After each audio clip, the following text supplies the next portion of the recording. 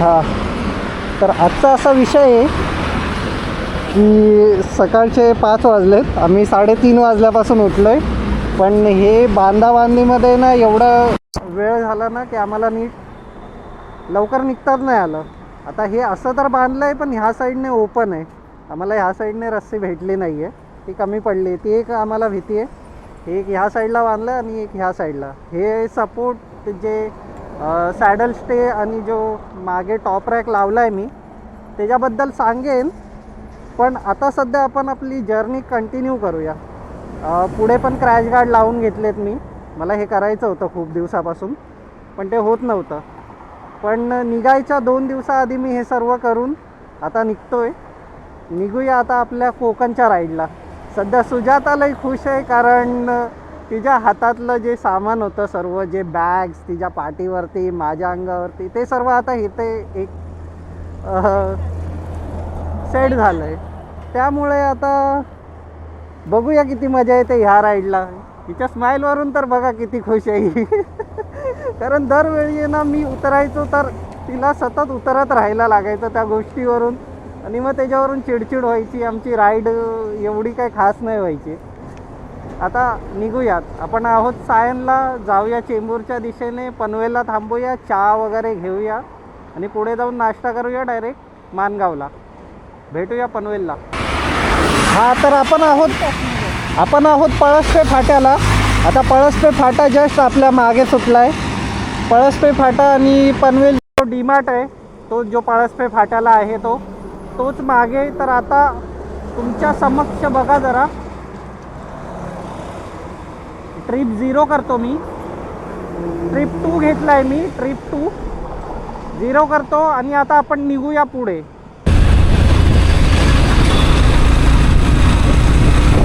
आई, माणगावपर्यंत एवढा क्लास रस्ता बनवला आहे ना. आतापर्यंत फक्त मला 2 डायव्हर्जन भेटले. 2 डायव्हर्जन भेटले आणि भाई मी 3 तासामध्ये पोचलो आहे माणगावला. 3 तासात 5 वाजता परफेक्ट निघालेलो आणि आता वाजतायत परफेक्ट 8. हे बघा, आणि माणगावला पोचलोय भाई. आणि असं पण नाही की गाडी खेचली आहे वगैरे, असं पण नाही आहे. 60-70च्या स्पीड नाही मी.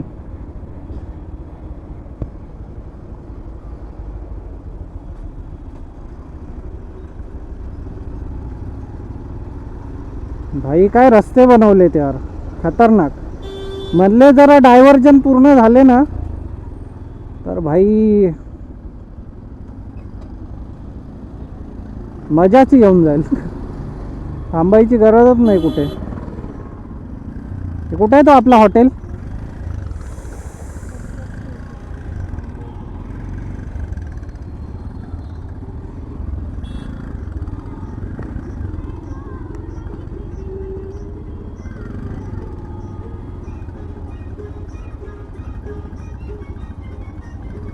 इथून पुढे आता माणगावचा डेपो आहे राईट साईडला, त्यामुळे इथे ह्या साईडला ट्रॅफिक लागतंय. त्या साईडला टाकायला पाहिजे ते गाडी.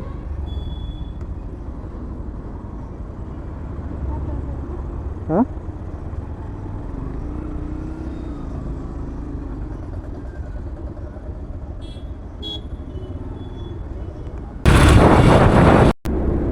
ज्या हिशोबाने रस्त्याची कामं झाली आहेत ना, खतरनाक बाप कामं झाली आहेत एकदम बाप. मध्ये थोडे डायव्हर्जन आहेत, थोडे म्हणजे एकदम क्वचितच. नाहीतर रस्ता आहे ना असा मस्का झालाय, मस्का. आता सातारा कोल्हापूरवाल्यांनी ना हा रस्ता चेक केला पाहिजे. मध्ये मजा येणार आहे भाई, गणपतीमध्ये मजा येणार आहे. काही बोला, पावसामध्ये हा रोड आहे ना भाई. मी लास्ट व्हिडिओमध्येच बोललो की असा रोड येईपर्यंत आमचे मुलं बाळ हे होतील ते होतील. आई शपथ, रोड बघा खतरनाक भाई. मस्का रोड आहे एकदम मस्का. 5 वाजता निघालो महाडमध्ये. आता जर मी 1 तासाचा जरी नाश्त्याचा किंवा चायचा ब्रेक घेतला ना तरी पण मी आता किती वाजलेत 9:30 झालेत. मी महाड क्रॉस करतोय आता.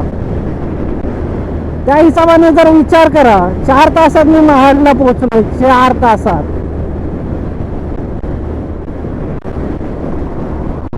भाई खतरनाक रोड केलाय, खतरनाक. पुढे अपडेट देतो मी अजून. परशुराम घाट चढतोय आता. म्हणजे चढतोय म्हणजे अर्ध्यापर्यंत आलोय. आता वाजतायत 10ला 10 कमी आहेत. पण भाई मी एवढ्या वर्षामध्ये जेव्हापासून बाईकने येतोय ना, 10 वाजता तर मी कधीच परशुराम घाटात नव्हतो. कधीच नाही. 12 वाजेपर्यंत असा पोचायचो. पण भाई ह्यावेळी रस्त्याची कामं जी झाली आहेत ना, मजा आली. माझ्या माहितीप्रमाणे जे माझ्या आधीचे जे लोक गेले आहेत, त्यांनी सांगितलं मला की रस्त्याची कामं तर खतरनाक झाली आहेत. आता मी स्वतः फील करतोय ती गोष्ट की रस्त्याची कामं बाप झाली आहेत यार. पण बोलतात संगमेश्वरच्या पुढे रस्ता खराब आहे. म्हणजे संगमेश्वरच्या इथले अजून रस्ते झालेले नाही आहेत. सो जरा आपण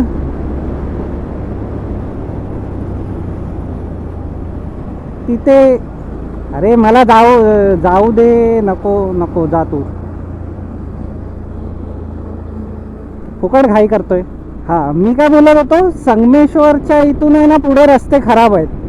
तर विचार करतोय देवरुख साखरपा मार्गे टाकेन मी आता गाडी. काय बोलता? देवरुख साखरपा मार्गे ना त्या साईडने जायला खूप सही रस्ता आहे. सही म्हणजे सिंगल लेनच आहे, पण हाय बाईक चालवण्यासारखं आहे. बाईक म्हणजे गाडी चालवण्यासारखं आहे. आणि खूप कमी लोकांना माहिती आहे तो रस्ता. आणि ज्यांना माहिती आहेत ना, ते डायरेक्ट तिथूनच गोवा बियाला तिथूनच जातात. कारण इथून जेवढा वेळ लागतो तोपर्यंत आपण क्रॉस करतो लांजा विंजा तेवढा याच्यामध्ये, तो डायरेक्ट ओनीला बाहेर पडतो. सो आता मी विचार करतोय तोच घेतो. संगमेश्वरवरून जो आतमध्ये आलोय ना, देवरुख साखरपा मार्गे, भाई साहेब संगमेश्वरला अडकलेलोच. ऑलमोस्ट अडकलेलो मी. देवरुख 7 किलोमीटर. अच्छा भाई साहेब संगमेश्वरला अडकलेलो. जर मी अडकलो असतो ना संगमेश्वरला, भाई साहेब आज माझी बुर्जीच होती. एवढ्या उन्हामध्ये ना. आतमधला रस्ता घेतला तर आहे, पण बघूया आता किती वेळ लागतोय. मध्ये मध्ये सावळी आहे, तेवढंच एक बरं वाटतंय. पण रस्ता जरा खराब आहे, पण संगमेश्वर पेक्षा तरी चांगलाच आहे. हे जे घाट आहेत ना, ते खूप सही आहेत. सध्या मधली दुपारची वेळ आहे ना, त्यामुळे मला कुठेच थांबायची इच्छा नाही. आणि एवढ्या उन्हात तर अजिबात नाही. सो जेवढं होऊ शकतं तेवढं पळवतोय मी. कारण जरा एकदा बाहेर पडू देत मला इथून, मग सांगतो मी सर्वांना नीट.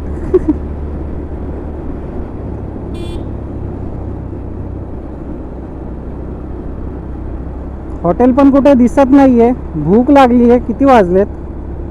12:30 वाजलेत. भूक लागली आहे, पण हॉटेलचं तर कुठे नामो निशाण नाही दिसत आहे. देवरुख 6 किलोमीटर.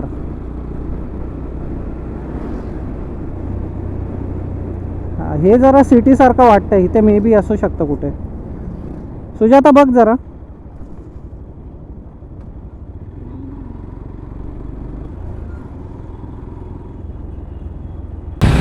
बघा आणि रस्ता बघा.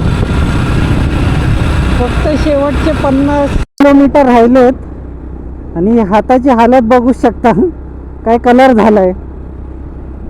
या उन्हाने नकोसा करून टाकलंय ना. 2:30 वाजलेत. 2:30 वाजताचं ऊन आम्ही सहन करतोय अंगावरती. नशिबाने आम्ही जॅकेट वगैरे घातलेत त्यामुळे, नाहीतर आज तर वाटच होती. हेल्मेट काढायचं मन नाही करत आहे, कारण ऊन असं लागतंय ना की जर आपण सहन नाही होत आहे. इवन मला आता असं वाटायला लागलं आहे की मी ग्लव्स का नाही आणले करून. ग्लव्ज आणले असते तर हे एवढं गरम झालं नसतं. ग्लव्ज घालून नीट चालवता तरी आलं असतं. पण आता काहीच ऑप्शन नाही आहे. इथे पण छोटे मोठे पॅच उरलेच आहेत. देवरुखवरून आतमध्ये आल्यानंतर आता देवळे फाट्याकडे जातोय हा रस्ता. सो पूर्ण झालं नाही आहे काम, पण चिपळूणपर्यंत आपण बोलू शकतो. चिपळूण, खेड वगैरे चांगले झाले. संगमेश्वरपर्यंत, संगमेश्वरच्या पुढे अजूनही कामं चालू आहेत, खराब रस्ते. त्यामुळे आम्ही हा ऑप्शनल रस्ता घेतला. तरी पण आम्हाला इथे थोडंफार ॲडजस्ट करावं लागतं आहे. कारण डायव्हर्जनमध्ये पण लोक काय करतायत ना, ओव्हरटेक करायचा ट्राय करतात. त्यामुळे जीवाला धोका होतो आपल्यासारख्या बायकरच्या जास्त. त्या लोकांच्या 4 व्हीलर वगैरे असतात. सो त्या लोकांना एवढं काही फरक नाही पडत, पण आपल्याला नीट जपून जावं लागतं. सो जर कोण करत असेल ओव्हरटेक ना, तर जाऊ द्यात त्याला. कशाला रस्त्यावरती उगाच जीवाचे हाल करण्यापेक्षा. इट्स विल बी ओके की भावा तुला जायचं आहे जा. काय माहीत तुझं कोण पळून गेलं आहे, एवढी तुला घाई लागली आहे.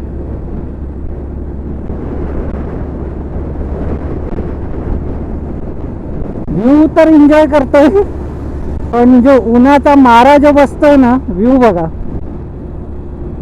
पण जो उन्हाचा मारा बसतोय ना, तो जरा पण सहन करण्यालायक नाही आहे. मे महिन्यातलं दुपारचं 2:30चं ऊन. मी तर आता विचार केलेला की कुठेतरी असं झाडाखाली वगैरे थांबतो थोडा वेळ. इवन आम्हाला झाडं दिसतात तर आम्ही थांबतो पण आहे. विचार केलेला की थांबायचं आणि 4 नंतर जायचं आरामात हळूहळू. तसं पण जेवण मिळून तर झालेलंच आहे. आता काय घरी जाऊन तरी काय करणार आहे, त्याच्यापेक्षा आरामात जायचं. काय रोड आहे, खतरनाक एकदम.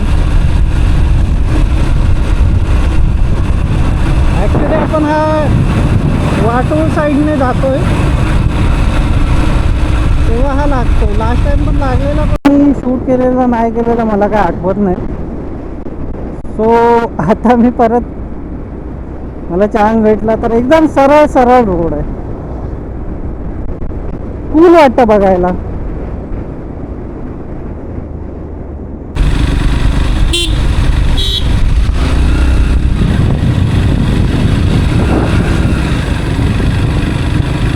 हे आमच्या साईडला आहेत ना, म्हणजे कोकण साईडला, हे दोन्ही साईडला असे जे झाडं असतात, त्यामुळे सुजाताला लय भीती वाटते. त्यांच्या इथे पूर्ण ओपन सपाट आहे ना,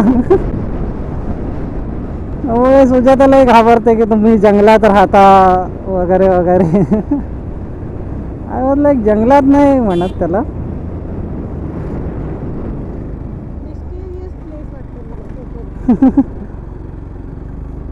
मिस्टेरियस असं नाही की आता तुम्ही या साईडचे नाही आहे त्यामुळे तुम्हाला तसं वाटतं. आम्हाला तिथे वाटतं की अरे बिना झाडांचे हे लोक कसे काय राहतात. आम्हाला झाडांशिवाय जगणं एकदम हेच आहे. आम्हाला आजूबाजूला लागतात झाडं, घराच्या बाजूला, अंगणात बागा लागतात आम्हाला. त्यामुळे असं वाटतं की पण ठीक आहे. आता काय